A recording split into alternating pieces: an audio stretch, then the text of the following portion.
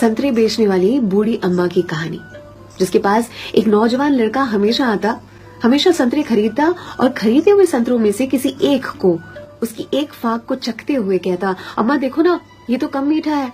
और अम्मा हमेशा दूसरी फाक को चखते हुए कहती, नहीं बेटा, ये तो बराबर मीठा है।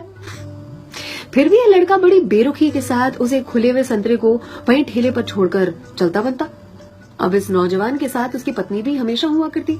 एक दिन पत्नी ने पूछा, ये जो तुम हर बार अम्मा के ठेले पर पहुंचकर नौटंकी शुरू कर देते हो, ये संतरा तो कम मीठा है, ये संतरा तो कम मीठा है। संतरे तो मैंने भी चखे हैं, बराबर होते हैं, लेकिन फिर इस नौटंकी के पीछे राज क्या, चाहते क्या हो तुम?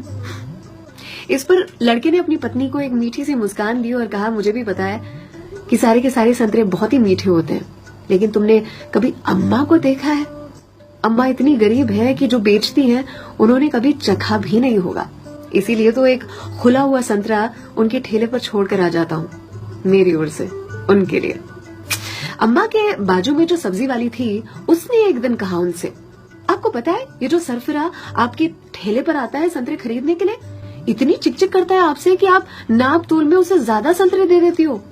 इस पर अम्मा ने कहा कि वो कभी मुझसे संतरे की मिठास पर चिकचिक करता ही नहीं है, वो ये चिकचिक करता है मुझे संतरा खिलाने के लिए, एक छोड़कर जाता है। क्या मुझे पता नहीं है? उसकी चिकचिक में भी उसके प्यार की मिठास नजर आती है। वो कहते हैं ना कि मेरे हिस्से से ज्यादा तूने मेरी थाली में परोसा है, कितनी भी मुश्किलें दे ऊपर वाले, मुझे तुझ पे भरोसा है। छीन कर खाने वाले का कभी पेट नहीं भरता और बांट कर खाने वाला कभी भूखा नहीं मरता। अगर कोई ऐसा दिखे, उसकी मदद जरूर से करे। इसी को तो कहते हैं जियो दिल से।